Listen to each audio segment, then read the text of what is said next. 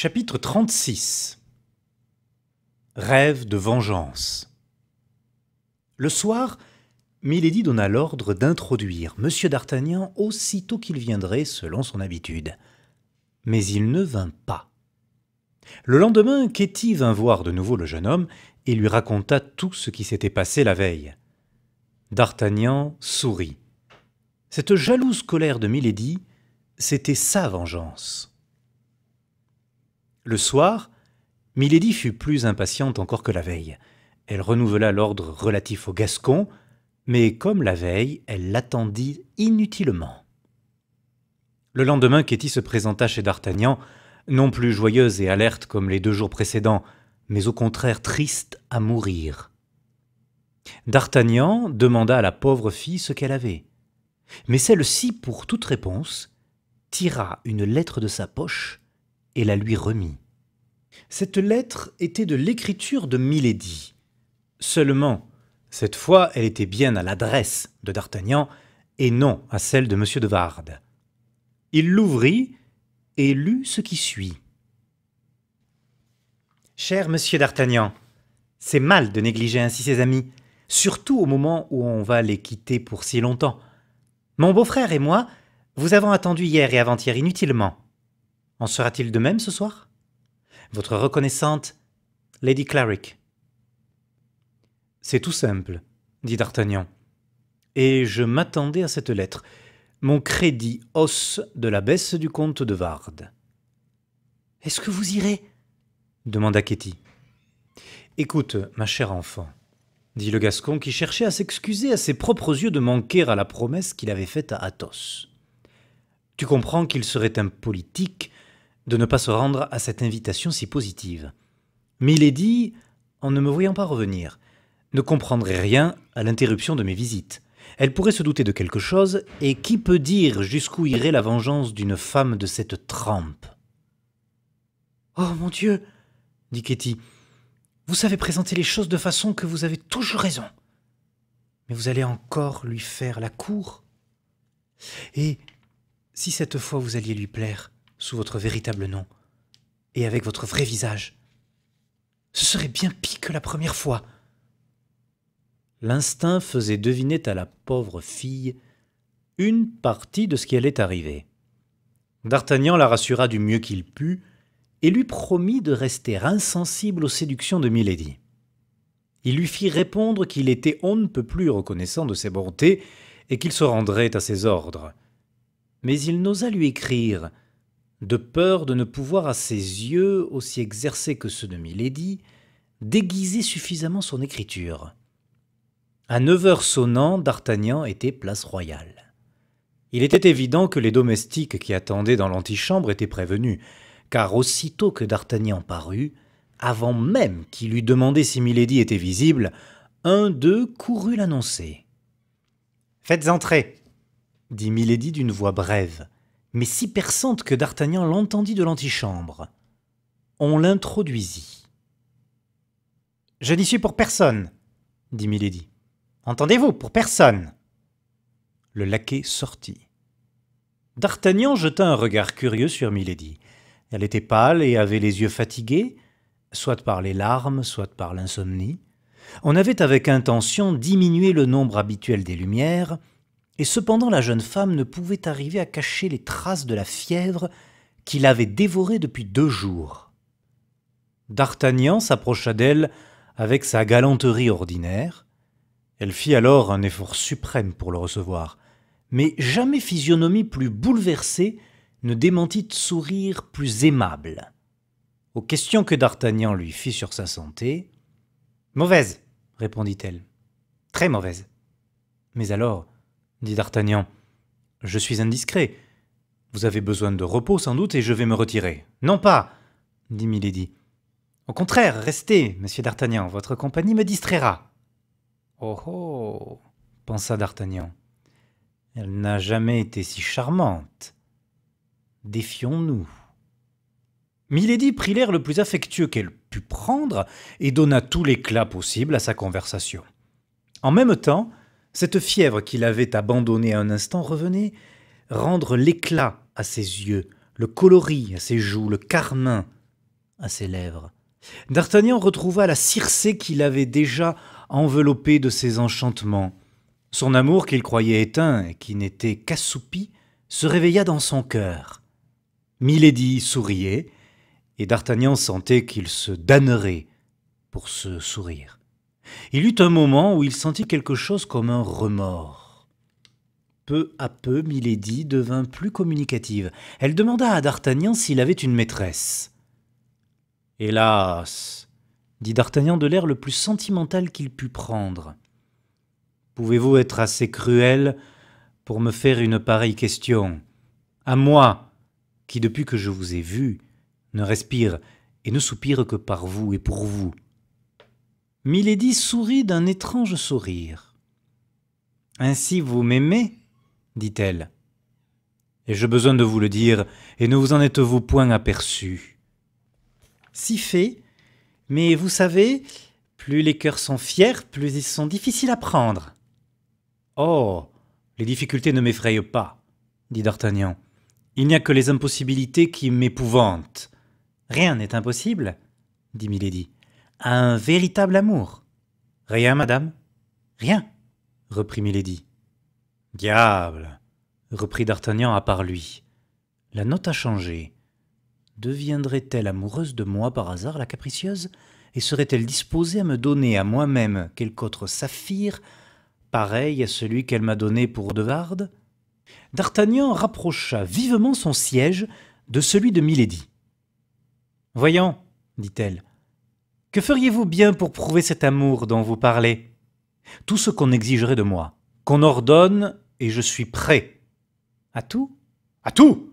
s'écria D'Artagnan, qui savait d'avance qu'il n'avait pas grand-chose à risquer en s'engageant ainsi. « Eh bien, causons un peu, » dit à son tour Milady en rapprochant son fauteuil de la chaise de D'Artagnan. « Je vous écoute, madame, » dit celui-ci. Milady resta un instant soucieuse et comme indécise. Puis, paraissant prendre une décision, « J'ai un ennemi, » dit-elle. « Vous, madame !» s'écria D'Artagnan, jouant la surprise. « Est-ce possible, mon Dieu, belle et bonne comme vous l'êtes? Un ennemi mortel. »« En vérité, un ennemi qui m'a insulté si cruellement que c'est entre lui et moi une guerre à mort. Puis-je compter sur vous comme auxiliaire ?» D'Artagnan comprit sur-le-champ où la vindicative créature en voulait venir. « Vous le pouvez, madame, » dit-il avec emphase. « Mon bras et ma vie vous appartiennent comme mon amour. »« Alors, » dit Milady, « puisque vous êtes aussi généreux qu'amoureux... » Elle s'arrêta. « Eh bien ?» demanda D'Artagnan. « Eh bien, » reprit Milady après un moment de silence, « cessez dès aujourd'hui de parler d'impossibilité. »« Ne m'accablez pas de mon bonheur !» s'écria D'Artagnan en se précipitant à genoux et en couvrant de baisers les mains qu'on lui abandonnait. « Vengez-moi de cette infâme de Warde, disait Milady entre ses dents, et je saurais bien me débarrasser de toi ensuite, double sot, lame d'épée vivante. Tombe volontairement entre mes bras, après m'avoir raillé si effrontément, hypocrite et dangereuse femme, disait D'Artagnan à part lui. Et ensuite je rirai de toi avec celui que tu veux tuer par ma main. D'Artagnan releva la tête. « Je suis prêt, dit-il. »« Vous m'avez comprise, cher monsieur d'Artagnan, » dit Milady. « Je devinerai un de vos regards. Ainsi, vous emploieriez pour moi votre bras, qui s'est déjà acquis tant de renommée, à l'instant même. Mais moi, dit Milady, comment payerais-je un pareil service? Je connais les amoureux, ce sont des gens qui ne font rien pour rien. Vous savez la seule réponse que je désire, dit D'Artagnan, la seule qui soit digne de vous et de moi. Et il l'attira doucement vers lui. Elle résista à peine. Intéressée, dit-elle en souriant. Ah! S'écria D'Artagnan, véritablement emporté par la passion que cette femme avait le don d'allumer dans son cœur. « Ah ! C'est que mon bonheur me paraît invraisemblable. et qu'ayant toujours peur de le voir s'envoler comme un rêve, j'ai hâte d'en faire une réalité. Eh bien, méritez donc ce prétendu bonheur. Je suis à vos ordres, dit d'Artagnan. Bien sûr, fit Milady avec un dernier doute. Nommez-moi l'infâme qui a pu faire pleurer vos beaux yeux. Qui vous dit que j'ai pleuré, dit-elle. Il me semblait. Les femmes comme moi ne pleurent pas, dit Milady. Tant mieux. Voyons, dites-moi comment il s'appelle. Songez que son nom, c'est tout mon secret. Il faut cependant que je sache son nom. Oui, il le faut. Voyez si j'ai confiance en vous. Vous me comblez de joie. Comment s'appelle-t-il? Vous le connaissez? Vraiment? Ce n'est pas un de mes amis, dit d'Artagnan en jouant l'hésitation pour faire croire à son ignorance. Si c'était un de vos amis, vous hésiteriez donc? S'écria Milady, et un éclair de menace passa dans ses yeux. Non, fût-ce mon frère, s'écria d'Artagnan comme emporté par l'enthousiasme. Notre Gascon s'avançait sans risque, car il savait où il allait. J'aime votre dévouement, dit Milady. Hélas, n'aimez-vous que cela en moi? Demanda d'Artagnan. Je vous aime aussi, vous, dit-elle en lui prenant la main. Et l'ardente pression fit frissonner d'Artagnan comme si, par le toucher, cette fièvre qui brûlait Milady le gagnait lui-même. Vous m'aimez, vous, s'écria-t-il. Oh, si cela était, ce serait à en perdre la raison. Et il l'enveloppa de ses deux bras. Elle n'essaya point d'écarter ses lèvres de son baiser, seulement elle ne le lui rendit pas. Ses lèvres étaient froides. Il sembla à d'Artagnan qu'il venait d'embrasser une statue. Il n'en était pas moins ivre de joie, électrisé d'amour. Il croyait presque à la tendresse de Milady, il croyait presque au crime de De Wardes. Si De Wardes eût été en ce moment sous sa main, il l'eût tué. Milady saisit l'occasion. « Il s'appelle, dit-elle à son tour. De Wardes, je le sais, s'écria d'Artagnan. Et comment le savez-vous? Demanda Milady en lui saisissant les deux mains et en essayant de lire par ses yeux jusqu'au fond de son âme. D'Artagnan sentit qu'il s'était laissé emporter et qu'il avait fait une faute. « Dites, dites, mais dites donc !» répétait Milady. « Comment le savez-vous ?»« Comment je le sais ?» dit d'Artagnan. « Oui, je le sais parce qu'hier, De Wardes, dans un salon où j'étais, a montré une bague qu'il a dit tenir de vous. »« Le misérable !» s'écria Milady. L'épithète, comme on le comprend bien, retentit jusqu'au fond du cœur de d'Artagnan. « Eh bien, continua-t-elle, eh bien, je vous vengerai de ce misérable, reprit d'Artagnan en se donnant des airs de Don Japhet d'Arménie. Merci, mon brave ami. Et quand serai-je vengé? Demain, tout de suite, quand vous voudrez. Milady allait s'écrier tout de suite, mais elle réfléchit qu'une pareille précipitation serait peu gracieuse pour d'Artagnan. D'ailleurs, elle avait 1000 précautions à prendre, 1000 conseils à donner à son défenseur pour qu'il évitât les explications devant témoins avec le comte. Tout cela se trouva prévu par un mot de d'Artagnan. « Demain, dit-il, vous serez vengé ou je serai mort. »« Non, dit-elle, vous me vengerez, mais vous ne mourrez pas. » C'est un lâche. Avec les femmes peut-être, mais pas avec les hommes. J'en sais quelque chose, moi. Mais il me semble que dans votre lutte avec lui, vous n'avez pas eu à vous plaindre de la fortune. La fortune est une courtisane. Favorable hier, elle peut me tourner le dos demain. Ce qui veut dire que vous hésitez maintenant. Non, je n'hésite pas, Dieu m'en garde. Mais serait-il juste de me laisser aller à la mort possible, sans m'avoir donné au moins un peu plus que de l'espoir? Milady répondit par un coup d'œil qui voulait dire « N'est-ce que cela parlait donc ?» Puis, accompagnant le coup d'œil de paroles explicites, « C'est trop juste, » dit-elle tendrement. « Oh, vous êtes un ange, » dit le jeune homme. « Ainsi, tout est convenu, » dit-elle, « sauf ce que je vous demande, chère dame. Mais lorsque je vous dis que vous pouvez vous fier à ma tendresse, je n'ai pas de lendemain pour attendre. » Silence, J'entends mon frère. Il est inutile qu'il vous trouve ici. » Elle sonna. Ketty parut. « Sortez par cette porte, » dit-elle en poussant une petite porte dérobée, « et revenez à 11 heures. Nous achèverons notre entretien. Ketty vous introduira chez moi. » La pauvre enfant pensa tomber à la renverse en entendant ces paroles. « Eh bien, que faites-vous, mademoiselle, à demeurer là immobile comme une statue? Allons, reconduisez le chevalier. Et ce soir à 11 heures, vous avez entendu ? » « Il paraît que ces rendez-vous sont à 11 heures, pensa d'Artagnan. C'est une habitude prise. Milady lui tendit une main qu'il baisa tendrement. « Voyons, dit-il en se retirant et en répondant à peine aux reproches de Ketty. Voyons, ne soyons pas un sot. Décidément, cette femme est une grande scélérate. Prenons garde. »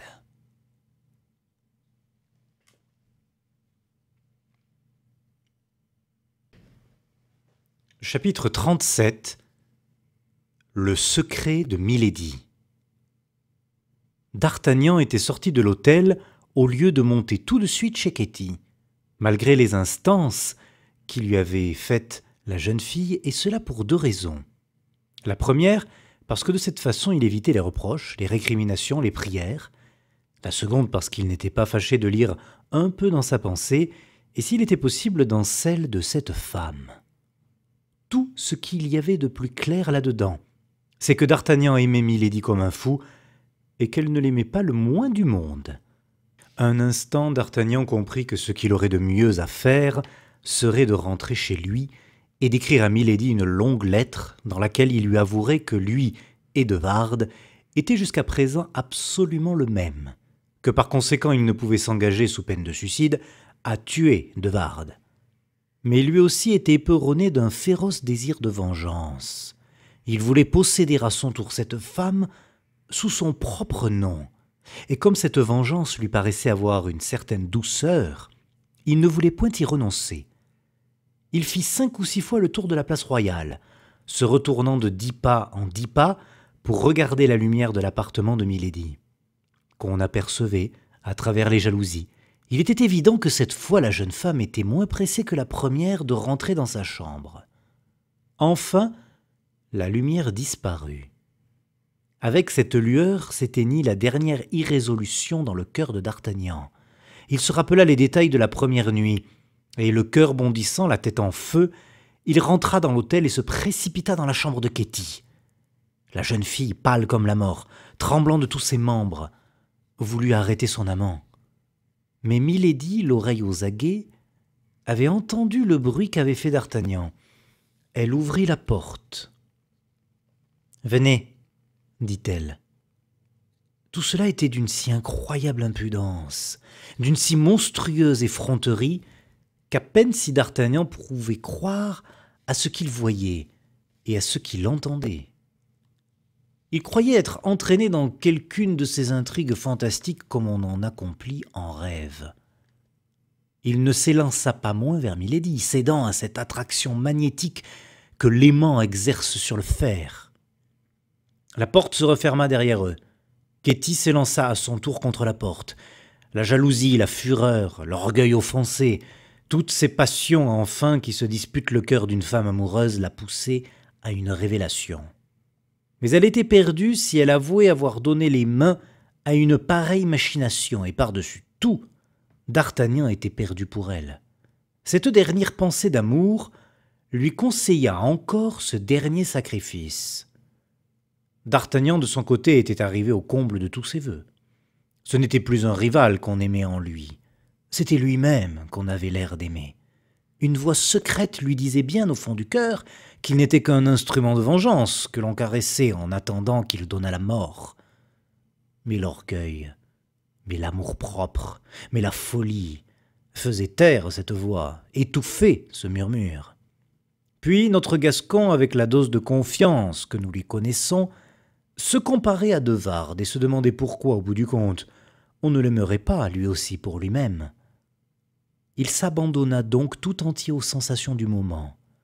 Milady ne fut plus pour lui cette femme aux intentions fatales, et qu'il avait un instant épouvantée. Ce fut une maîtresse ardente et passionnée, s'abandonnant tout entière à un amour qu'elle semblait éprouver elle-même. 2 heures à peu près s'écoulèrent ainsi. Cependant, les transports des 2 amants se calmèrent. Milady, qui n'avait point les mêmes motifs que d'Artagnan pour oublier, revint la première à la réalité et demanda au jeune homme si les mesures qui devaient amener le lendemain entre lui et de Wardes une rencontre étaient bien arrêtées d'avance dans son esprit.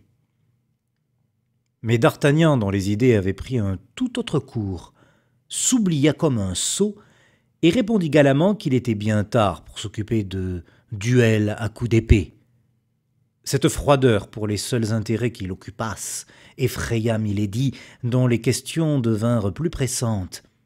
Alors d'Artagnan, qui n'avait jamais sérieusement pensé à ce duel impossible, voulut détourner la conversation. Mais il n'était point de force. Milady le contint dans les limites qu'elle avait tracées d'avance avec son esprit irrésistible et sa volonté de faire. D'Artagnan se crut fort spirituel en conseillant à Milady de renoncer, en pardonnant à de Wardes, au projet furieux qu'elle avait formé. Mais au premier mot qu'il dit, la jeune femme tressaillit et s'éloigna. « Auriez-vous peur, cher d'Artagnan » dit-elle d'une voix aiguë et railleuse qui résonna étrangement dans l'obscurité. « Vous ne le pensez pas, chère madame, » répondit d'Artagnan, « mais enfin, si le pauvre comte de Wardes était moins coupable que vous ne le pensez. »« En tout cas, » dit gravement Milady, « il m'a trompé. Et du moment où il m'a trompé, il a mérité la mort. »« Il mourra donc, puisque vous le condamnez, » dit d'Artagnan d'un ton si ferme qu'il parut à Milady l'expression d'un dévouement à toute épreuve. Aussitôt elle se rapprocha de lui. Nous ne pourrions dire le temps que dura la nuit pour Milady, mais d'Artagnan croyait être près d'elle depuis 2 heures à peine, lorsque le jour parut aux fentes des jalousies et bientôt envahit la chambre de sa lueur blafarde. Alors Milady, voyant que d'Artagnan allait la quitter, lui rappela la promesse qu'il lui avait faite de la venger de Wardes. « Je suis tout prêt, » dit d'Artagnan. « Mais auparavant, je voudrais être certain d'une chose. »« De laquelle ?» demanda Milady. « C'est que vous m'aimez. »« Je vous en ai donné la preuve, ce me semble. »« Oui, aussi je suis à vous corps et âme. »« Merci, mon bel amant. Mais de même que je vous ai prouvé mon amour, vous me prouverez le vôtre à votre tour, n'est-ce pas ?»« Certainement.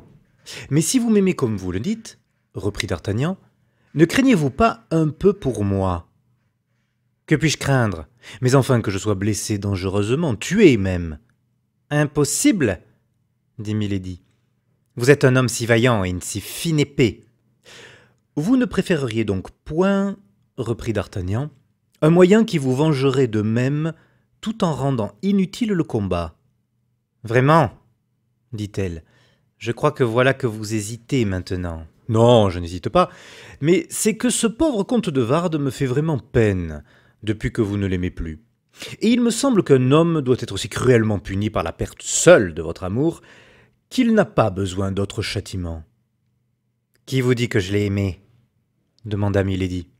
« Au moins puis-je croire maintenant, sans trop de fatuité, que vous en aimez un autre, » dit le jeune homme d'un ton caressant. « Et je vous le répète, je m'intéresse au comte. »« Vous ?» demanda Milady. « Oui, moi. »« Et pourquoi vous ?»« Parce que seul je sais... »« Quoi ?»« Qu'il est loin d'être, ou plutôt d'avoir été aussi coupable envers vous qu'il le paraît. »« En vérité ?» dit Milady d'un air inquiet. « Expliquez-vous, car je ne sais vraiment ce que vous voulez dire. » Et elle regardait d'Artagnan, qui la tenait embrassée avec des yeux qui semblaient s'enflammer peu à peu.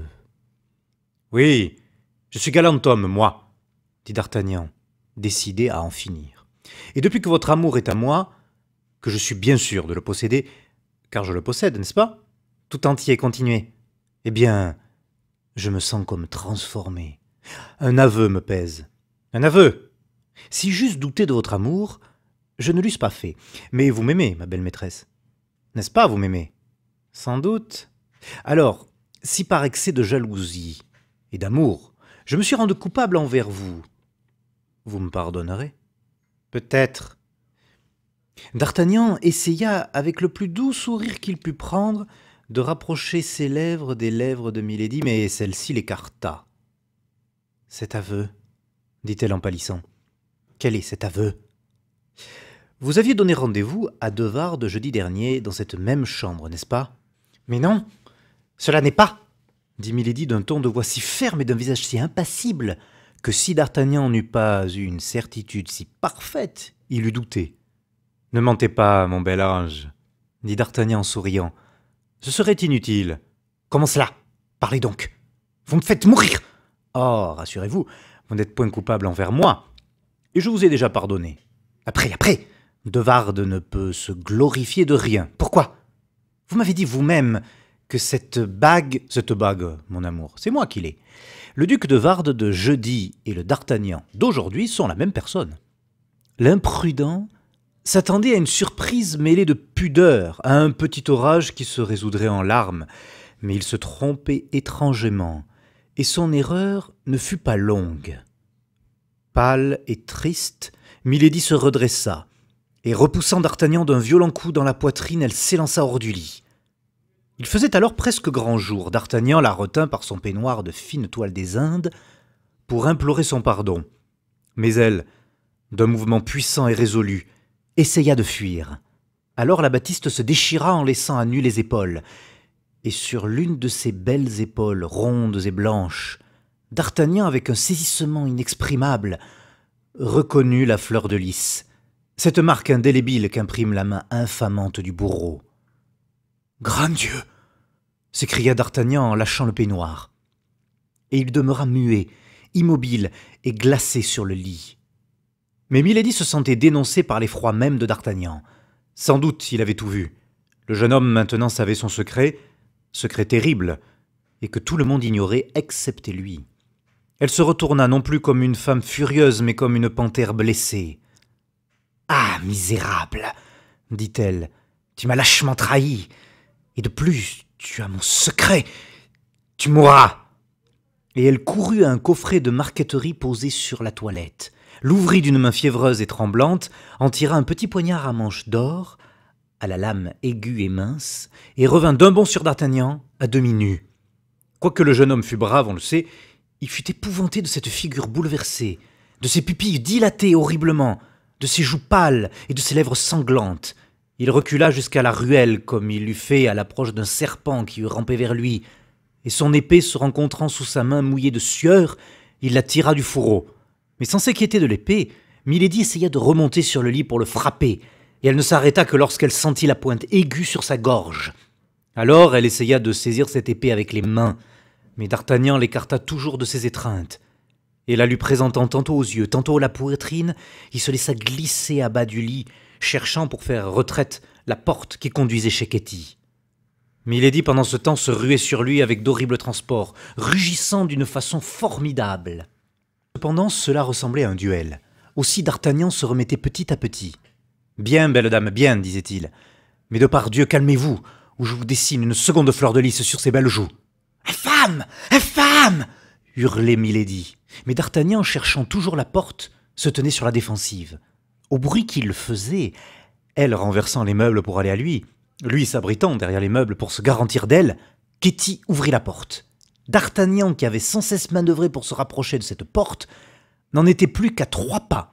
D'un seul élan, il s'élança de la chambre de Milady dans celle de sa suivante, et rapide comme l'éclair, il referma la porte, contre laquelle il s'appuya de tout son poids, tandis que Ketty poussait les verrous. Alors Milady essaya de renverser l'arc-boutant qui l'enfermait dans sa chambre, avec des forces bien au-dessus de celles d'une femme. Puis lorsqu'elle sentit que c'était une chose impossible, elle criba la porte de coups de poignard, dont quelques-uns traversèrent l'épaisseur du bois. Chaque coup était accompagné d'une imprécation terrible. « Vite, vite, Ketty !» dit D'Artagnan à demi-voix lorsque les verrous furent mis. « Fais-moi sortir de l'hôtel. Ou si nous lui laissons le temps de se retourner, elle me fera tuer par les laquais. »« Mais vous ne pouvez pas sortir ainsi, » dit Ketty. « Vous êtes tout nu. »« C'est vrai, dit d'Artagnan, qui s'aperçut alors seulement du costume dans lequel il se trouvait. « C'est vrai, habille-moi comme tu pourras, mais hâtons-nous. Comprends-tu, il y va de la vie et de la mort. » Ketty ne comprenait que trop. En un tour de main, elle l'affubla d'une robe à fleurs, d'une large coiffe et d'un mantelet. Elle lui donna des pantoufles dans lesquelles il passa ses pieds nus, puis elle l'entraîna par les degrés. Il était temps, Milady avait déjà sonné et réveillé tout l'hôtel. Le portier tira le cordon au moment même où Milady, à demi nue de son côté, criait par la fenêtre « N'ouvrez pas !»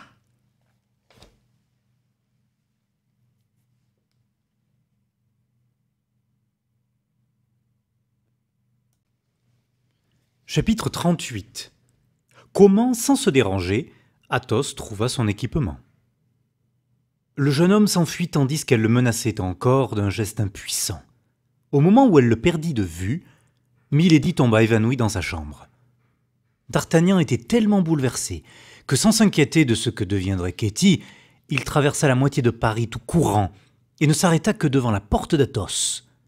L'égarement de son esprit, la terreur qui l'éperonnait, les cris de quelques patrouilles qui se mirent à sa poursuite et les huées de quelques passants qui, malgré l'heure peu avancée, se rendaient à leurs affaires, ne firent que précipiter encore sa course.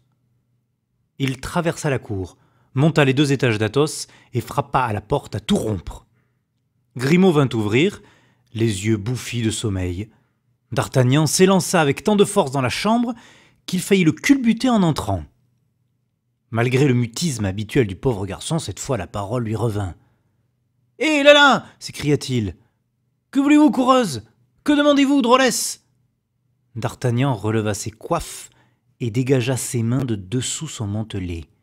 À la vue de ses moustaches et de son épée nue, le pauvre diable s'aperçut qu'il avait affaire à un homme. Il crut alors que c'était quelque assassin. « Au secours! À l'aide, au secours !» s'écria-t-il. « Tais-toi, malheureux !» dit le jeune homme. « Je suis d'Artagnan. Ne me reconnais-tu pas? Où est ton maître ?»« Vous, monsieur d'Artagnan ?» s'écria Grimaud. « Impossible !» Grimaud, dit Athos sortant de son appartement en robe de chambre. « Je crois que vous vous permettez de parler. »« Ah, monsieur, c'est que... » « Silence !» Grimaud se contenta de montrer du doigt d'Artagnan à son maître. Athos reconnut son camarade et tout flegmatique qu'il était, il partit d'un éclat de rire que motivait bien la mascarade étrange qu'il avait sous les yeux. Coiffe de travers, jupe tombante sur les souliers, manches retroussées et moustache raide d'émotion. « Ne riez pas, mon ami !» s'écria d'Artagnan.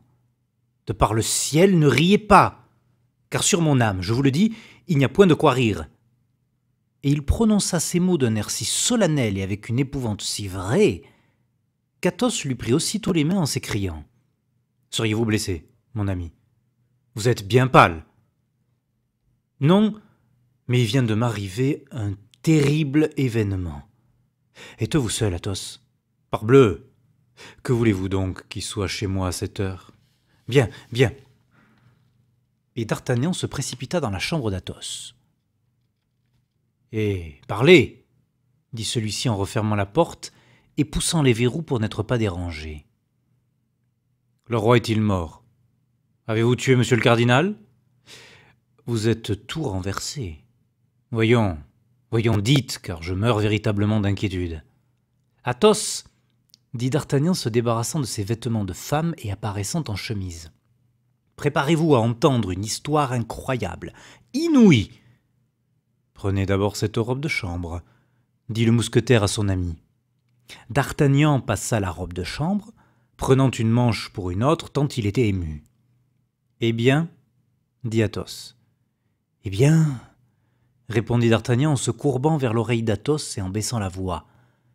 Milady est marquée d'une fleur à lys à l'épaule. Ah!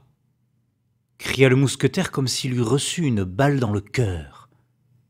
Voyons, dit d'Artagnan, êtes-vous sûr que l'autre soit bien morte? L'autre, dit Athos d'une voix si sourde qu'à peine si d'Artagnan l'entendit. Oui, celle dont vous m'avez parlé un jour à Amiens. Athos poussa un gémissement et laissa tomber sa tête dans ses mains. Celle-ci, continua d'Artagnan, est une femme de 26 à 28 ans. Blonde, dit Athos. N'est-ce pas? Oui. Des yeux bleu clair, d'une clarté étrange, avec des cils et sourcils noirs. Oui. Grande, bien faite. Il lui manque une dent près de l'œillère à gauche. Oui. La fleur de lys est petite, rousse de couleur et comme effacée par les couches de pâte qu'on y applique. Oui. Cependant, vous dites qu'elle est anglaise. On l'appelle Milady, mais elle peut être française, malgré cela. Lord de Winter n'est que son beau-frère. Je veux la voir, D'Artagnan. Prenez garde, Athos. Prenez garde. Vous avez voulu la tuer, elle est femme à vous rendre la pareille et à ne pas vous manquer. Elle n'osera rien dire, car ce serait se dénoncer elle-même. Elle est capable de tout. L'avez-vous jamais vue furieuse? Non, dit Athos. Une tigresse, une panthère. Ah, mon cher Athos, j'ai bien peur d'avoir attiré sur nous une vengeance terrible. D'Artagnan raconta tout alors, la colère insensée de Milady et ses menaces de mort. Vous avez raison. Et sur mon âme, je donnerai ma vie pour un cheveu, dit Athos. Heureusement, c'est après-demain que nous partons de Paris. Nous allons, selon toute probabilité, à La Rochelle, et une fois partis, elle vous suivra jusqu'au bout du monde, Athos, si elle vous reconnaît. Laissez donc sa haine s'exercer sur moi seul. Ah, mon cher, que m'importe qu'elle me tue, dit Athos. Est-ce que, par hasard, vous croyez que je tiens à la vie? Il y a quelque horrible mystère dans tout cela, Athos. Cette femme est l'espion du cardinal, j'en suis sûr. En ce cas, prenez garde à vous. Si le cardinal ne vous a pas dans une haute admiration pour l'affaire de Londres, il vous a en grande haine. Mais comme au bout du compte, il ne peut rien vous reprocher ostensiblement, et qu'il faut que haine se passe, surtout quand c'est une haine de cardinal, prenez garde à vous. Si vous sortez, ne sortez pas seul. Si vous mangez, prenez vos précautions. Méfiez-vous de tout, enfin, même de votre ombre. Heureusement, dit D'Artagnan, qu'il s'agit seulement d'aller jusqu'à après-demain soir sans encombre, car une fois à l'armée, nous n'aurons plus, je l'espère, que des hommes à craindre. En attendant, dit Athos, je renonce à mes projets de réclusion et je vais partout avec vous. Il faut que vous retourniez rue des Fossoyeurs. Je vous accompagne. Mais si près que ce soit d'ici, reprit D'Artagnan, je ne puis y retourner comme cela. C'est juste, dit Athos. Et il tira la sonnette. Grimaud entra. Athos lui fit signe d'aller chez D'Artagnan et d'en apporter des habits. Grimaud répondit par un autre signe qu'il comprenait parfaitement et partit. « Ah ça! Mais voilà qui ne nous avance pas pour l'équipement, cher ami, dit Athos. Car si je ne m'abuse, vous avez laissé toute votre défroque chez Milady, qui n'aura sans doute pas l'attention de vous la retourner. Heureusement que vous avez le saphir. Le saphir est à vous, mon cher Athos. Ne m'avez-vous pas dit que c'était une bague de famille? Oui. Mon père l'acheta 2000 écus. À ce qu'il me dit autrefois. Il faisait partie des cadeaux de noces qu'il fit à ma mère, et il est magnifique. Ma mère me le donna, et moi, fou que j'étais, plutôt que de garder cette bague comme une relique sainte, je la donnai à mon tour à cette misérable. Alors, mon cher, reprenez cette bague à laquelle je comprends que vous devez tenir. Moi, reprendre cette bague après qu'elle a passé par les mains de l'infâme. Jamais. Cette bague est souillée, D'Artagnan. Vendez-la donc. Vendre un diamant qui vient de ma mère. Je vous avoue que je regarderai cela comme une profanation. Alors engagez-la. On vous prêtera bien dessus 1 000 d'écus. Avec cette somme, vous serez au-dessus de vos affaires. Puis, Au premier argent qui vous rentrera, vous le dégagerez, et vous le reprendrez lavé de ses anciennes taches, car il aura passé par les mains des usuriers. » Athos sourit. « Vous êtes un charmant compagnon, dit-il, mon cher d'Artagnan. Vous relevez par votre éternelle gaieté les pauvres esprits dans l'affliction. Eh bien oui, engageons cette bague, mais à une condition. Laquelle? C'est qu'il y aura 500 écus pour vous et 500 écus pour moi. Y songez-vous, Athos, je n'ai pas besoin du quart de cette somme. Moi qui suis dans les gardes et en vendant ma selle, je me la procurerai. Que me faut-il? Un cheval pour plancher, voilà tout.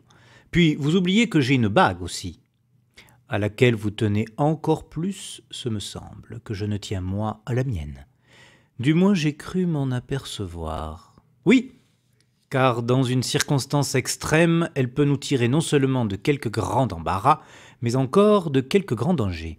C'est non seulement un diamant précieux, mais c'est encore un talisman enchanté. Je ne vous comprends pas, mais je crois à ce que vous dites. Revenons donc à ma bague, ou plutôt à la vôtre. Vous toucherez la moitié de la somme qu'on nous donnera sur elle, ou je la jette dans la Seine. Et je doute que, comme à Polycrate, quelque poisson soit assez complaisant pour nous la rapporter. Eh bien, donc j'accepte, dit d'Artagnan. En ce moment, Grimaud rentra accompagné de Planchet. Celui-ci, inquiet de son maître et curieux de savoir ce qui lui était arrivé, avait profité de la circonstance et apporté les habits lui-même. D'Artagnan s'habilla, Athos en fit autant, puis quand tous deux furent prêts à sortir, ce dernier fit à Grimaud le signe d'un homme qui met en joue. Celui-ci décrocha aussitôt son mousqueton et s'apprêta à accompagner son maître. Ils arrivèrent sans accident à la rue des Fossoyeurs.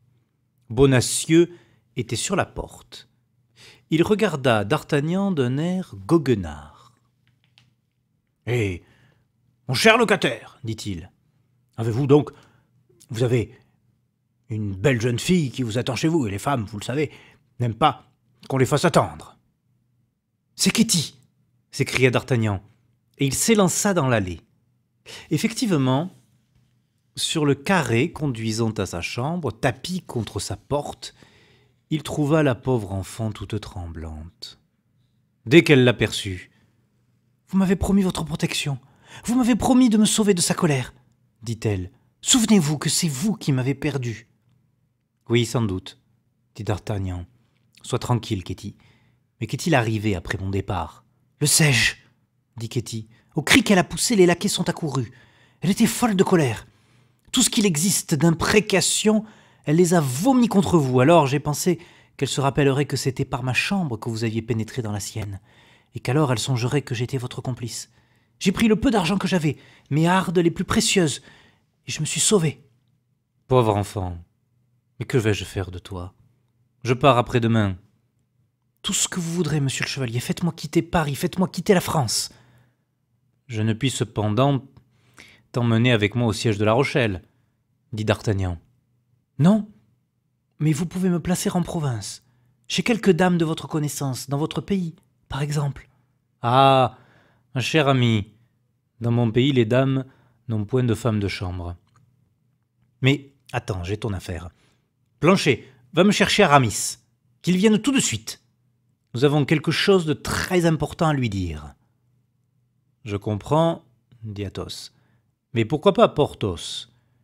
Il me semble que sa marquise... »« La marquise de Porthos se fait habiller par les clercs de son mari, dit d'Artagnan en riant. D'ailleurs, Ketty ne voudrait pas demeurer rue aux Ours, n'est-ce pas, Ketty? »« Je demeurerai où l'on voudra, dit Ketty, pourvu que je sois bien caché et qu'on ne sache pas où je suis. »« Maintenant, Ketty, que nous allons nous séparer, et par conséquent que tu n'es plus jalouse de moi, monsieur le chevalier, de loin ou de près, dit Ketty, je vous aimerai toujours. » Au diable la Constance va-t-elle se nicher? Murmura Athos. Moi aussi, dit d'Artagnan, moi aussi je t'aimerai toujours, sois tranquille. Mais voyons, réponds-moi. Maintenant, j'attache une grande importance à la question que je te fais. N'aurais-tu jamais entendu parler d'une jeune femme qu'on aurait enlevée pendant une nuit? Attendez donc. Oh mon Dieu, Monsieur le chevalier, est-ce que vous aimez encore cette femme ?»« Non, c'est un de mes amis qui l'aime. Tiens, c'est Athos que voilà. »« Moi ?» s'écria Athos avec un accent pareil à celui d'un homme qui s'aperçoit qu'il va marcher sur une couleuvre. « Sans doute, toi !» fit D'Artagnan en serrant la main à Athos. « Tu sais bien l'intérêt que nous prenons tous à cette pauvre petite Madame Bonacieux.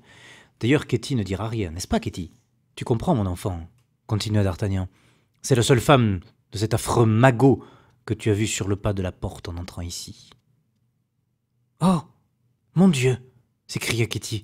« Vous me rappelez ma peur. Pourvu qu'il ne m'ait pas reconnu. »« Comment reconnu? Tu as donc déjà vu cet homme? Il est venu 2 fois chez Milady. »« C'est cela.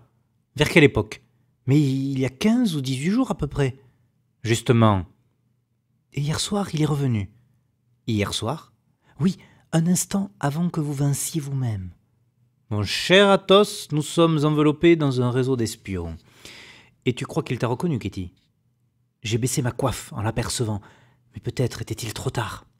« Descendez, Athos, vous dont il se méfie moins que de moi, et voyez s'il est toujours sur la porte. » Athos descendit et remonta bientôt.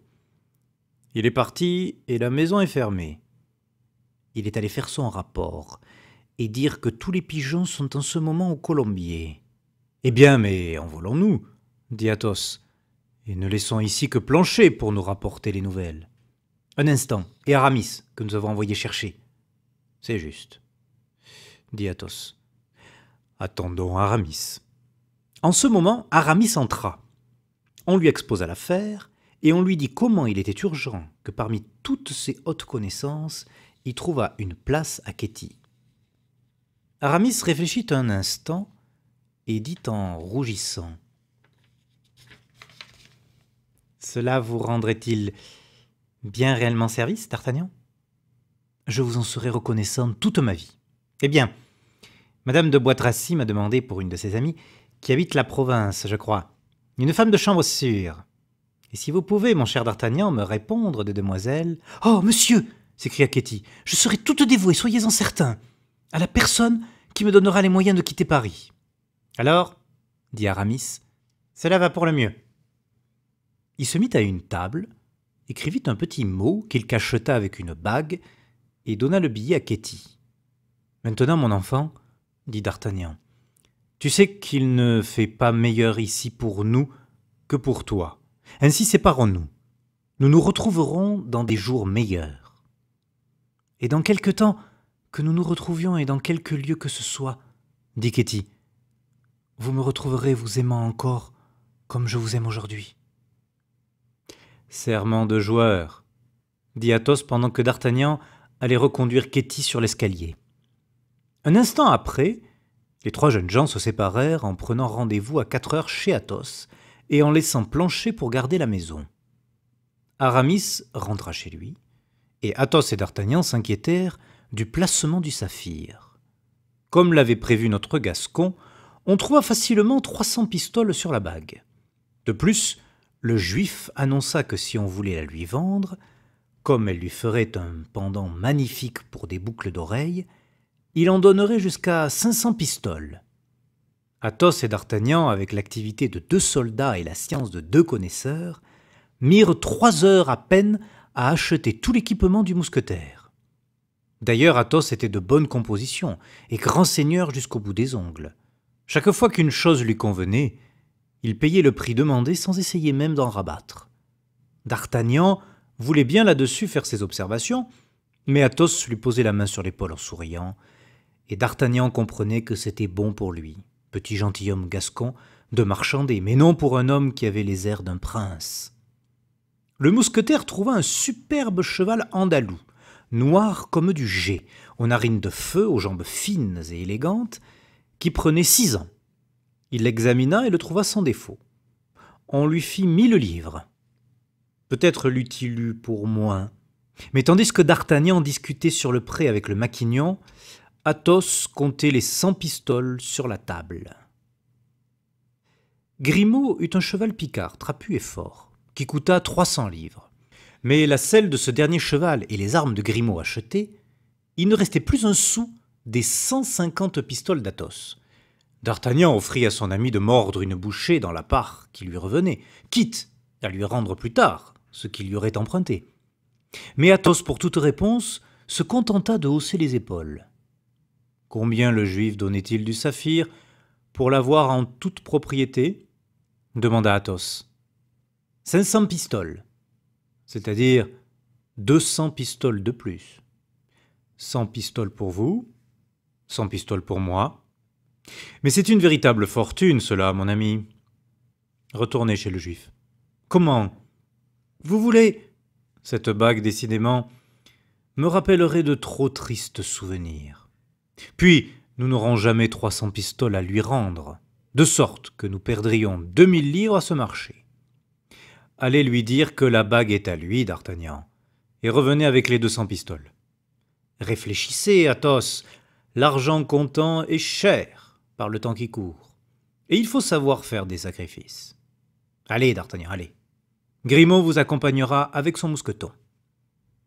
Une demi-heure après, d'Artagnan revint avec les 2000 livres, et sans qu'il lui fût arrivé aucun accident. Ce fut ainsi qu'Athos trouva dans son ménage des ressources auxquelles il ne s'attendait pas.